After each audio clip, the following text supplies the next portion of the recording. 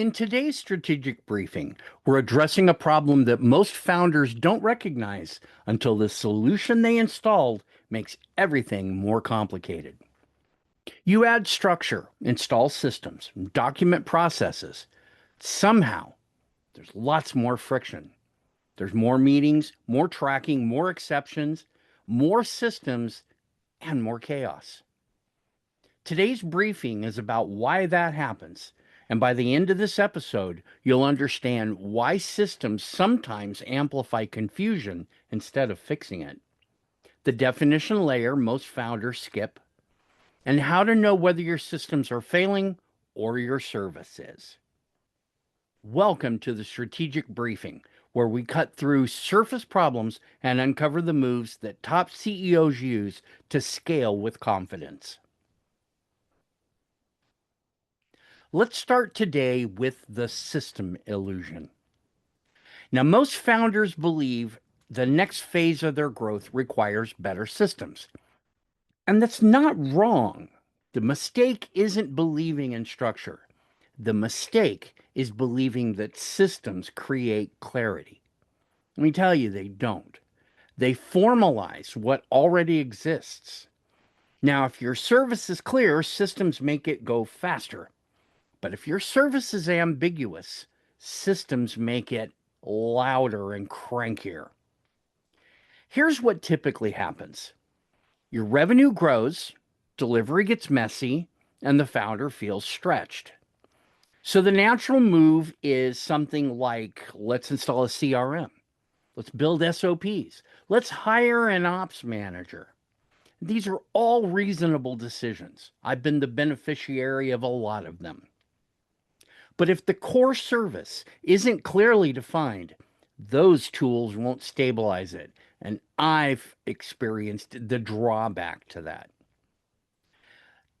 Tools will expose the instability, and exposure feels like chaos. You might ask yourself, why is that? Well, systems are neutral amplifiers. They amplify clarity and they also amplify inconsistency. Think about what systems actually do. They formalize decision points, they standardize workflow, they increase visibility, and they create accountability. Now, if your system boundaries are unstable, here's what that ends up being. Scope creep becomes documented. Exceptions become tracked, the founder overrides become visible, and inconsistent promises become measurable. See, the chaos was always there. The system simply removes the fog. And that's why it feels worse after installing a tool when it doesn't work. It's not that the system itself failed, it's that clarity was never established. So let's discuss the missing definition layer. There are three structural layers in every service business. Layer 1 is your service definition. Layer 2 is your workflow design. And layer 3 are the systems and tools. Most founders that have a vague definition move straight to the tools, and they skip the stabilization completely.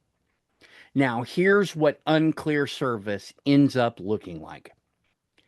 Sales positions it differently depending upon the client. Marketing may not even give it the same name.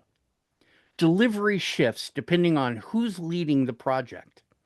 The founder reinterprets scope midstream, and outcomes are described aspirationally, not operationally. When that happens, installing systems won't help because the system is going to be asked to stabilize something that's still fluid. Systems require architectural definition. Without it, they simply institutionalize confusion.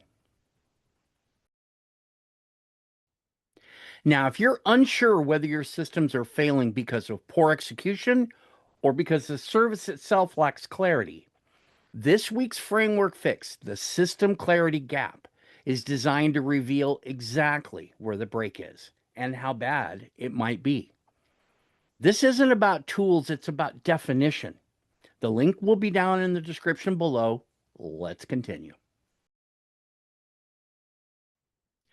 When the service is clearly defined, systems become powerful.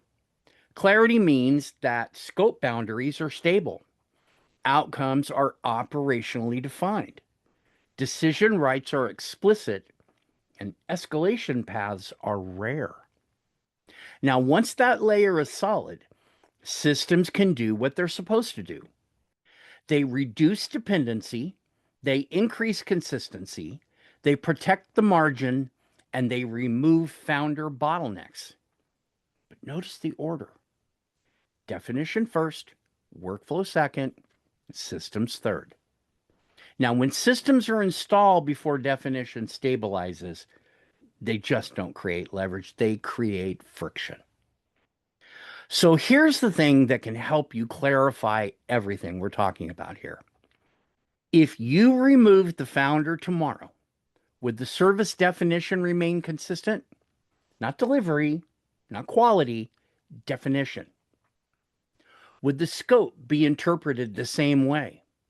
Would outcomes be defined the same way? And would boundaries hold? If the answer is no, you don't have a systems problem. You likely have a clarity problem, and no tool will fix that. In closing, systems multiply what already exists. Clarity becomes leverage, ambiguity becomes chaos. So before you install another platform, before you hire another ops role, or before you document another workflow, ask yourself whether the service itself is architecturally defined. Because more systems won't solve an unclear service, they'll just make the problem louder and more visible. I'm Randy Bridges, and this has been your Entrepreneur Strategic Briefing, where we cut through surface problems and uncover the moves that top CEOs use to scale with confidence. I'll see you back here next week.